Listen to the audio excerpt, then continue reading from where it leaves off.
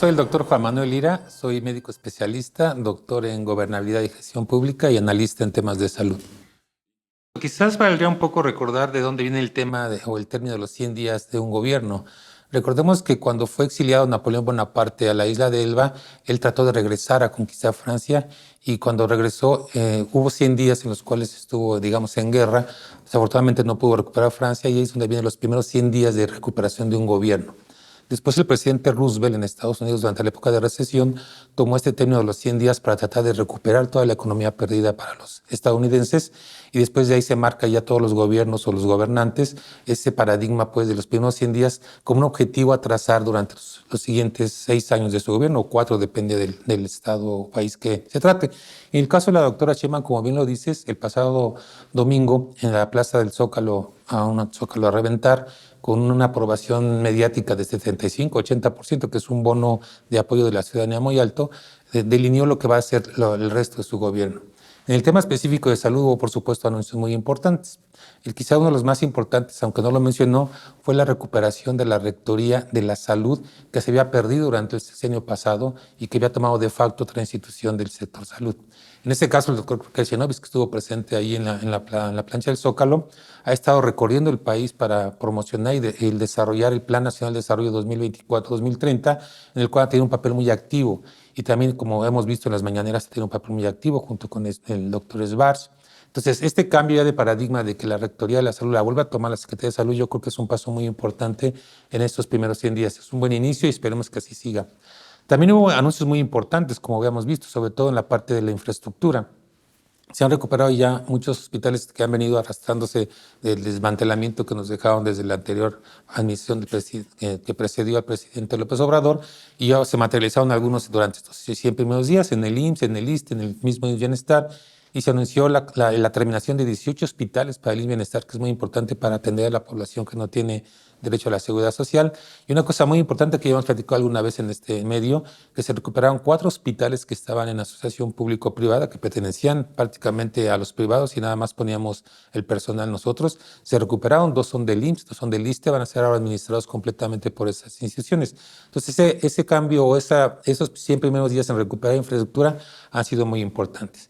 ¿Va a ser suficiente? Probablemente no, por eso se va a anunciar un programa muy específico ya en la Secretaría de Salud como rectora de cómo se van a construir hospitales que participen de manera conjunta tanto para el IMSS, ISSSTE y Bienestar, y es lo que la doctora ha mencionado para el final de su sexenio, de que tengamos un sistema único de salud en el cual, independientemente de que seas derechohabiente o no, se puedan tener en cualquier hospital. En la parte de infraestructura yo creo que fue un cambio muy importante y un avance muy importante, sobre todo en estos 100 primeros días. También recordemos que también se menciona en la plancha del Zócalo el programa de salud casa por casa, que es uno de los programas estrellas sociales en el tema de la salud, en el cual recordemos que es brindar atención médica y preventiva a la población de mayor de 65 años y los discapacitados. Ya se está terminando el censo, hasta el mes de diciembre había poco más de 4 millones de casas ya censadas y están tomando ya las previsiones para que el programa dé inicio en febrero. Como bien lo mencionó la doctora, van a acudir médicos y enfermeras, 21,000 médicos y enfermeras a las casas de las personas mayores y los discapacitados para brindarles atención médica preventiva, ejercicios y, lo más importante, brindarles los medicamentos que hagan falta. Y quiero ligar esto a los medicamentos porque efectivamente también se mencionó sobre la megacompra o la licitación que se está haciendo para la compra de medicamentos, que es un problema que se viene arrastrando desde hace muchos sexenios. No es un tema de la administración pasada, aunque tuvo sus claroscuros, pero bueno, la doctora ya tomó muy en cuenta este problema porque es un sentimiento del personal médico y también de la población. Recordemos que esta licitación es la más grande de la historia y se están utilizando las tecnologías de la información ahora con una plataforma digital que parece que va avanzando un poco. Sin embargo, no está exento de problemas, pero lo importante es que se han ahorrado ya 23,000 millones de pesos, como lo anunció la presidenta, sobre todo en la adquisición de medicamentos de patentes de fuente única. Está corriendo actualmente la licitación, ha tenido algunos atrasos porque es una mega licitación, hay que entender que es un poco complejo, pero esperemos que salga bien, sobre todo por bien de todos los mexicanos y que este problema del desabasto pues, bueno, se venga un poco a paliar, ¿no? Recordemos que se dan al día millones de recetas, tanto en el IMSS, en el ISSSTE, ahora en el IMSS Bienestar. Entonces es un problema complejo que a veces la oposición trata de minimizar como si fuera a comprar cualquier medicamento en la farmacia de la esquina. Como es un tema muy grande de logística, también está lleno de dificultades, pero yo creo que se van sorteando de manera muy adecuada. Entonces, quizás estos son los grandes avances que se presentaron durante estos 100 primeros días, que como les digo, marca la ruta de la política pública que va a marcar algún gobernante, en este caso nuestra presidenta, y yo creo que está muy claro el objetivo. Primero, la rectoría que se está recuperando. Segundo, que se está aumentando la infraestructura. Y tercero, lo más importante, que se está viendo el problema del abasto de medicamentos. Y yo creo que si estas tres cosas salen, marcarán la ruta para los siguientes 6 años de la administración. Si recordamos que uno de los objetivos planteados en los 100 puntos de la transformación y que lo ha dicho la presidenta, que quizá no lo dijo el domingo porque pues, el espacio es corto para tantas materias en política pública, es que al final de la sesión tengamos un sistema único de salud. Y se empieza por esto que mencionó hoy en la mañanera, en el que se haga una unificación de algunas cosas para que los pacientes se atiendan independientemente de su condición laboral, tanto en el IMSS, ISSSTE o Bienestar. Esto ya se viene avanzando desde administraciones pasadas, hay que reconocerlo, y también se hizo en la administración del presidente López Obrador. Por ejemplo, está el caso de las emergencias obstétricas. Cualquier persona que tenga o mujer embarazada, que el binomio madre-hijo es muy importante, sobre todo en el tema del humanismo mexicano, cualquier persona puede atenderse desde el sexenio pasado en algún hospital, aunque no sea derechamente, si tiene una urgencia obstétrica, o sea que esté en peligro la vida de la mujer o del niño. Y eso se vino a ratificar hoy en la mañana con los convenios firmados por estas tres instituciones, las más grandes del país. Entonces, tiene que ir avanzando así poco a poco. Hay que dar un paso firme poco a poco, porque tampoco puede hacerse de manera tan rápida que ya todos vayan a la institución que le corresponde. Sería realmente un caos en la gobernabilidad y en la gestión pública.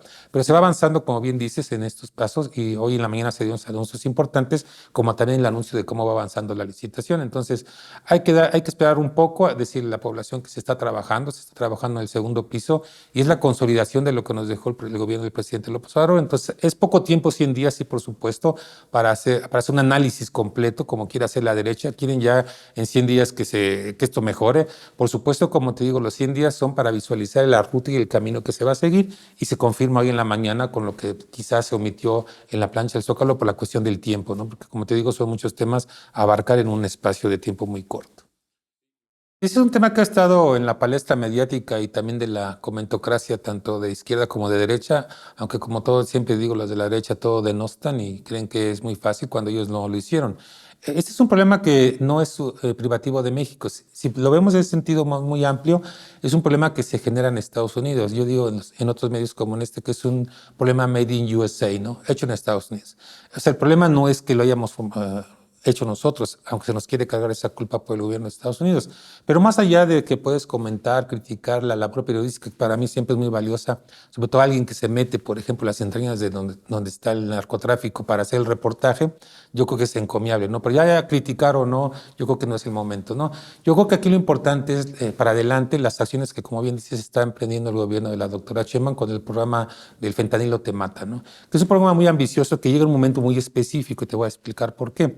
Aunque México no tiene un problema de fentanilo como tal, algunas zonas sí están muy focalizadas, por ejemplo, en la frontera, donde recientemente un estudio que hicieron en el Servicio Médico Forense de Tijuana, se encontró que las personas que estaban en el CEMEFO ya fallecidas, el 26% sí tenían rastros de fentanilo en su cuerpo. Entonces, aunque no es muy importante, pero sí hay un foco que hay que atender, sobre todo en la zona fronteriza que está pegada a Estados Unidos. Por eso el tema de la campaña que está ahorita muy fuerte en medios de comunicación, en las escuelas, va a empezar con lo que ha anunciado Mario Delgado, el secretario de Educación, junto con el doctor Casenovis, la Secretaría de Bienestar. Es un trabajo muy amplio porque es transversal en muchas secretarías, por eso es la importancia de esto. ¿Y por qué digo que llega en un momento justo? Porque sí hay que reconocer que en México sí tenemos un incremento en la adicción, pero a metanfetaminas.